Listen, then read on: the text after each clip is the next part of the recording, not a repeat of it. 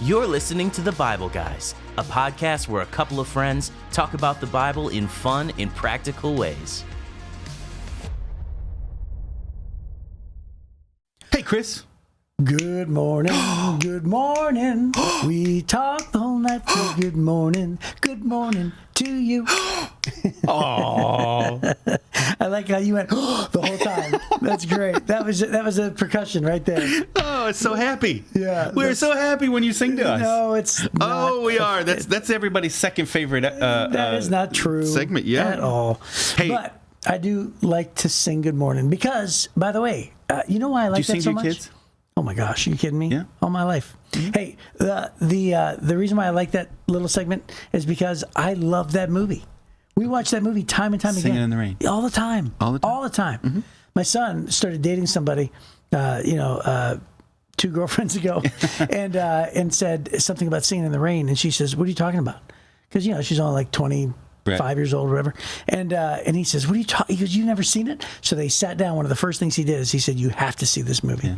And then she hated it, and so they don't date it anymore. Right. No, she loved it. So do your kids like it when you talk about them on the podcast or from stage? I think they're so used to it that I honestly don't think it is a negative nor a positive. It's just a thing. Yeah.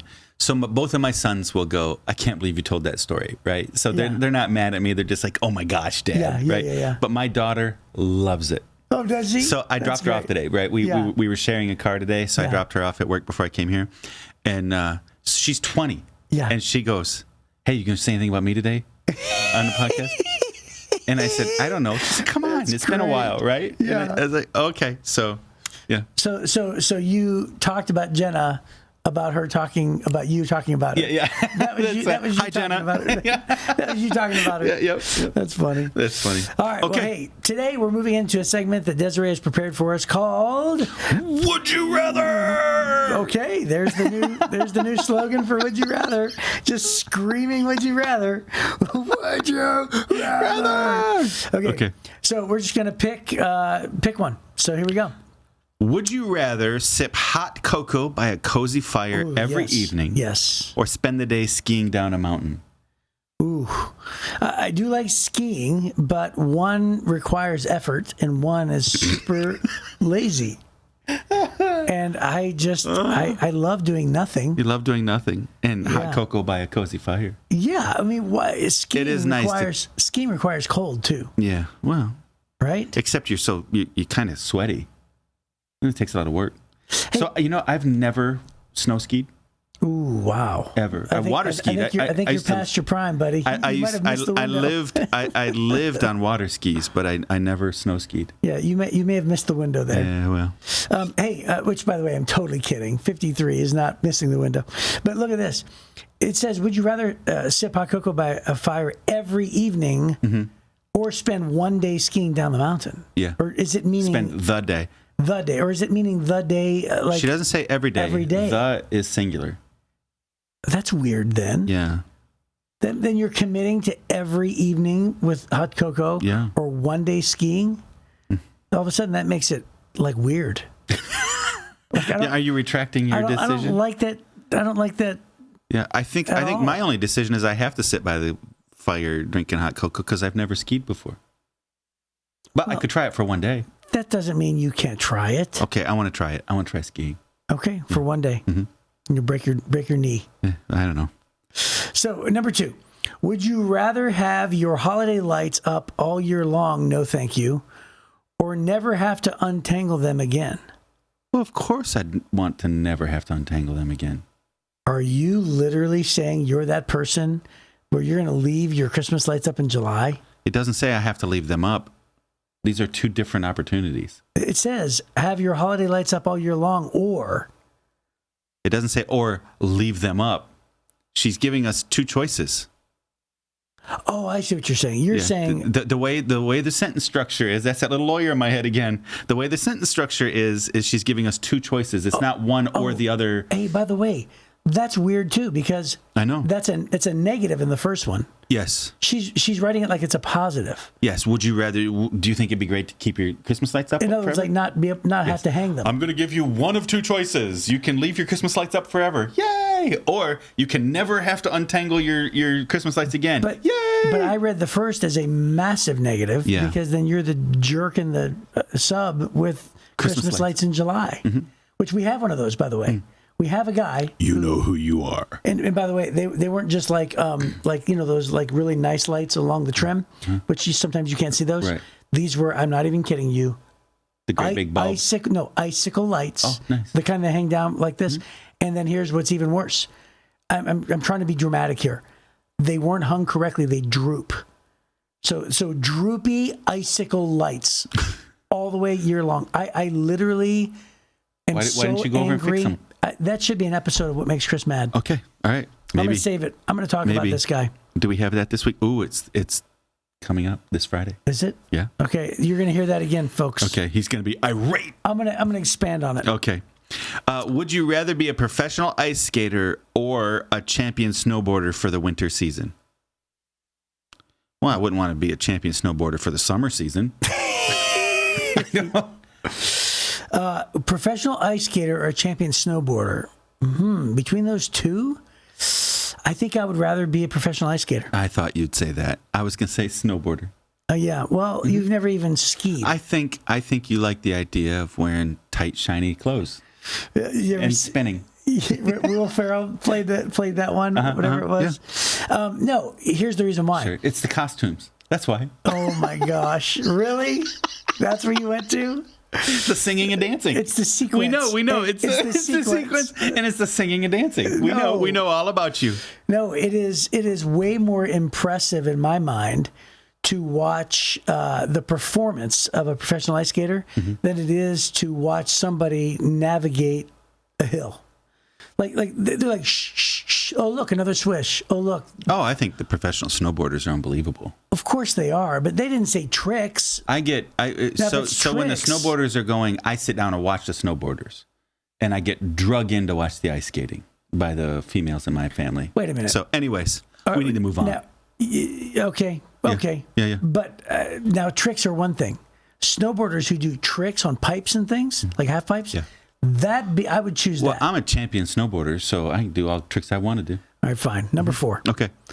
Would you rather have a winter holiday every year or in a tropical destination or somewhere cold with tons of snow and winter activities? Let me think. Which one? Let me pray about this one. Right. It would have to be the number 1. Tropical destination? Yes. Oh, I would rather have a winter holiday with lots of snow. Yeah. Not me, buddy. I love it. No, I want the snow to go away 3 days after Christmas, right? By New Year, I wish all the snow was gone. But for that little stretch between like Thanksgiving and Christmas, I love the snow on the trees and the. But they say a winter holiday in a tropical destination, so it's assuming that you're having to put up with the cold all winter long because it says winter activities. But it's a winter holiday. Yeah, it's holiday. Yeah. Holiday's the word. Tons of snow and winter activities. The holiday for the holiday. Yeah, okay. That's what I'm saying. So for like, let's pick a winter holiday. How about Christmas? I would like to have way more snow and fewer palm trees for Christmas holiday. You do realize, lawyer, that what this is saying is it's saying, would you rather be somewhere where it's completely tropical and you have to celebrate a winter holiday, right? Or somewhere where you have to endure the entire season of tons of snow? That's what it's saying. Not the entire season. It's the holiday. No. So yeah. No, the holiday refers to having to put up with a winter holiday in a tropical season. That's what it's meaning. Oh, and you're saying that because she didn't say winter holiday somewhere cold?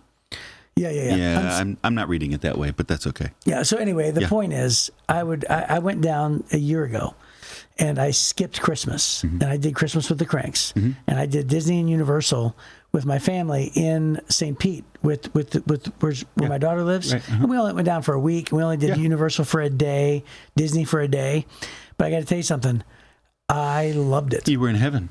I loved Christmas with the Cranks. Yeah, I get it. No, I would rather have it be the other way. I loved it. Would you rather be able to create winter wonderland scenes wherever you go or control how much snow falls in your yard for the perfect snowman building conditions? It's such a random question. Create winter wonderland scenes wherever you go. First of all, how does that even look? I don't know. Or control how much snow falls for the perfect snowman In your yard. In your yard. Oh, I'd want the first one. Be able to create winter wonderland scenes wherever I go. Well, yeah, you'd be a magical wizard. People be like, do it again. Right. You literally just like, it's like... You'd be like Gandalf with the fireworks. Yeah, you could just do anything you want everywhere. Yeah, it'd be amazing.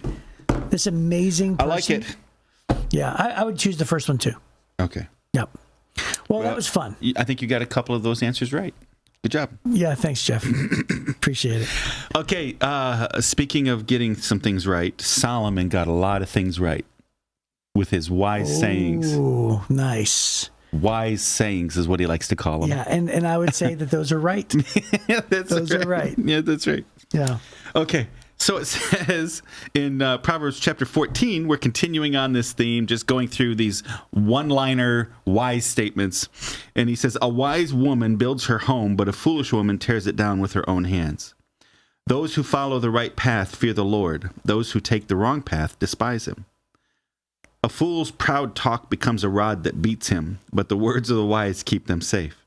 Without oxen, a stable stays clean, but you need strong ox for a large harvest. An honest witness does not lie. A false witness breathes lies. A mocker seeks wisdom and never finds it, but knowledge comes easily to those with understanding. Stay away from fools, for you won't find knowledge in their lips. The prudent understand where they're going, but fools deceive themselves. Fools make fun of guilt, but the godly acknowledge it and seek reconciliation. Each heart knows its own bitterness, and no one else can fully share its joy. The house of the wicked will be destroyed, but the tent of the godly will flourish. There is a path before each person that seems right, but it ends in death. Laughter can conceal a heavy heart, but when the laughter ends, the grief remains. Backsliders get what they deserve. Good people receive their reward. Only simpletons believe everything they're told. The prudent carefully consider their steps. Is he implying that not everything on the internet is true? Oh, my goodness. Yep. The wise are cautious and avoid danger. Fools plunge ahead with reckless confidence. Short-tempered people do foolish things, and schemers are hated. Simpletons are clothed with foolishness, but the prudent are crowned with knowledge. Evil people will bow before good people. The wicked will bow at the gates of the godly. The poor are despised even by their neighbors, while the rich have many friends, quote unquote. It is a sin to belittle one's neighbor. Blessed are those who help the poor. If you plan to do evil, you will be lost. If you plan to do good, you will receive unfailing love and faithfulness. Work brings profit, but mere talk leads to poverty. Wealth is a crown for the wise. The effort of fools yields only foolishness. A truthful witness saves lives, but a false witness is a traitor. Those who fear the Lord are secure. He will be a refuge for their children. Fear of the Lord is a life-giving fountain. It offers escape from the snares of death. A growing population is a king's glory. A prince without subjects has nothing. People with understanding control their anger. A hot temper shows great foolishness. A peaceful heart leads to a healthy body. Jealousy is like cancer in the bones. I love that one. Those who oppress the poor insult their maker, but helping the poor honors him. The wicked are crushed by disaster, but the godly have a refuge when they die. Wisdom is enshrined in an understanding heart. Wisdom is not found among fools. Godliness makes a nation great, but sin is a disgrace to any people. A king rejoices in wise servants, but is angry with those who disgrace him. There you go. There you go. Yeah. So 35 verses of nuggets of wisdom. Yeah, I like to call them wise sayings. That's what they are. They're wise sayings. Yeah, good job, Jeff. Yeah. That's accurate. Hang on, let me write this down. Yeah, wise. W-I-S-I-Z-E. Slow down, Professor.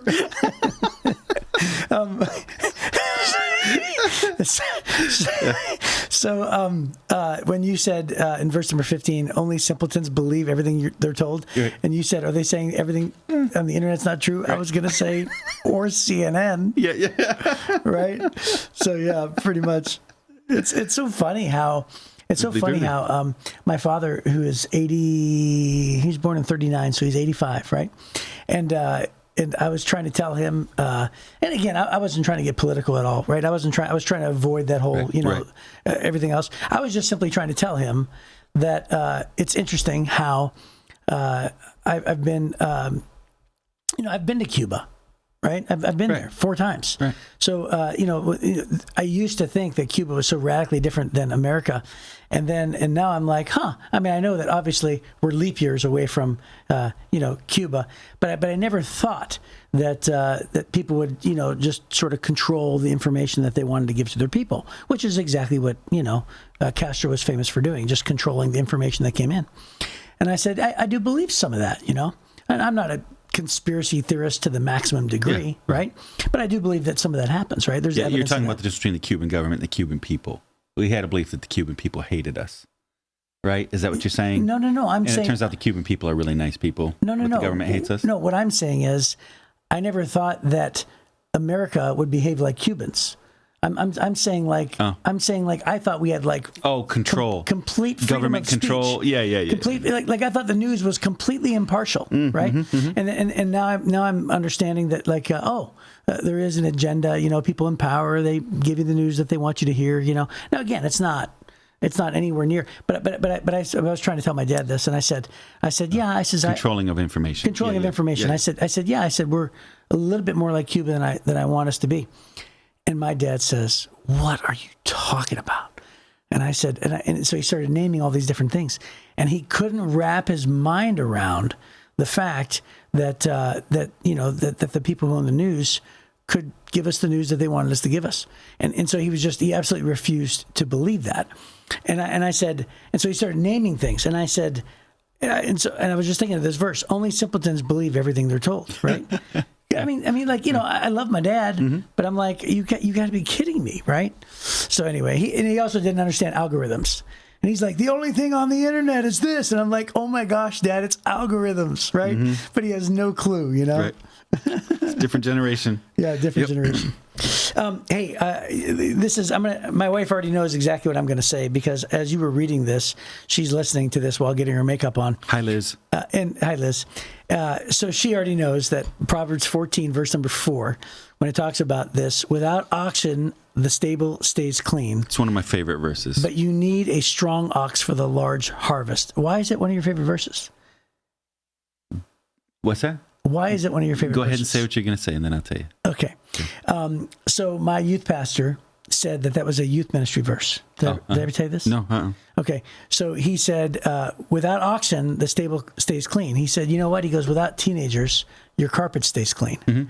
Without teenagers, he said, teenagers are messy.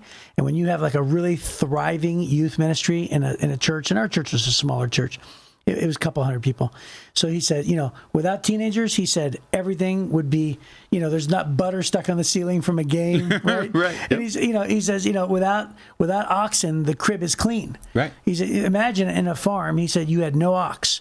He said, there'd be nothing to clean in the stall. He said, it'd be perfect, and you would have a nice, perfect stall. He said, but much increase comes from the strength of the ox. And he talked about the driving force of a youth ministry, because when a youth ministry is on fire and it's strong and it's going forward, he said, yeah, it's messy, but how much can it do for the kingdom of God? Because teenagers on fire from God can light the world on fire. Yeah. So that was it. That's essentially my view of it as well. Only I was thinking of it as the big picture, the whole ministry in general. Right. Anything worth doing is probably going to be a little messy, right? Yeah.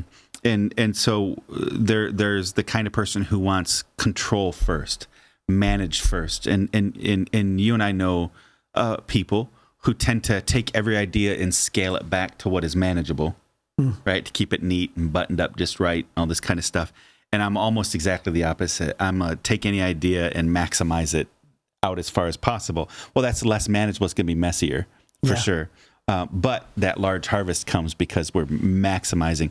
And so, it's everything worth doing in my world, it gets a little messy, and that's okay. Just we'll clean up the mess, keep going. Otherwise, the best thing to do is sell the ox, and you can do it all by hand. Right. And so that ox is what is the force multiplier.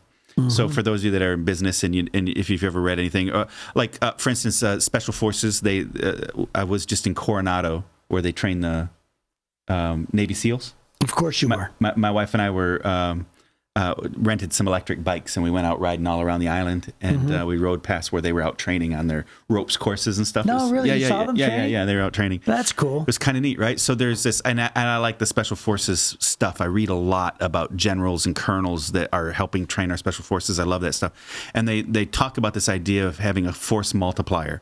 So if we have soldiers in the bag, and the enemy has soldiers, then what we're looking for is how do we multiply the impact of the soldiers that we have to overcome the impact of soldiers they have. And that's going to be through vehicles. It's going to be through superior weapons. It's going to be through superior training, whatever, right? So the oxen here is the force multiplier. So you can go do the work if you want to. Right. Go ahead, get your little hoe out, get your little pickaxe out, smash up your ground if you want to. Go ahead, get out your little grinder and try to smash up all of the wheat that you want to. And you're going to get, after a long day of hard work, you're going to get a little bushel of flour. Great. Yeah. Or you can go ahead and pay the price of having a mess maker that is also a force multiplier that then will be able to let you do bushels and bushels of flour today instead of a bushel of flour through hard work of your own. Right? Or you can do that force multiplier and you can plow the entire field today and the field next to it instead of just trying to carve out this little bit with your own pickaxe, right? So I'm constantly trying to figure out, I think the best leaders don't just try to figure out how to maximize their work. They're trying to figure out how to find the force multipliers that will take you way further. There's the mess in that, the management of that. You hire highly talented people. There's always, I've said this before, genius has an equal and opposite corresponding deficit. Always. And so the more genius you hire, the more trouble you're also hiring on the other side of that, right? There's always that difficulty. But those kind of people become great force multipliers. You just have to be willing to clean up the pen every once in a while. Wow. Right?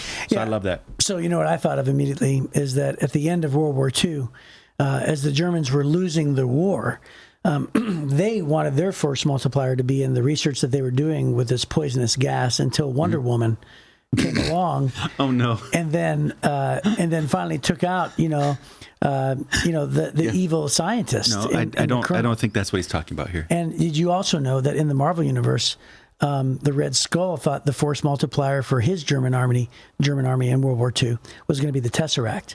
So he created all sorts of weapons, that had blue ray guns. Well, in Indiana Jones, they thought it was going to be the Lost Ark. That's right, the force multiplier. Oh, that's also Germans. I know, that's what I'm saying. Yeah. Wow, how about that? So thank goodness. So none of those things. Thank goodness for Wonder Woman, Captain America, and Harrison Ford. Yeah, that's right, Indiana Jones. So that's not what he's talking about here. Yeah. But this idea that just understand the greater the work, the more you're going to have a force multiplier. Those force multipliers create a mess, which creates other work. Right. But that's okay. Yeah, that's great. Right. Because what you're working for, and this verse really is all about impact. That's really what it's talking about. Instead of, don't just do work. Do work for impact. Have the greatest impact, the most effective things, not the most efficient things. So there's a predisposition in especially among a lot of my engineer friends, to work for efficiency. And I say, let's work for effectiveness first, efficiency second. So once we figure out the effective thing, now let's make that as efficient as possible without changing effectiveness. But if you start the other way, let's do the thing as effectively or as efficiently as possible. A lot of times you then throttle back effectiveness. Right. And that's really what this verse is about. I think Solomon is a genius. That's great. Yeah. Hey, I also like turns out, I think he's a wise man. It turns out. Yeah. Which is hence wise sayings, Professor. So verse number 12 says, there's a path before each person that seems right, but it ends in death.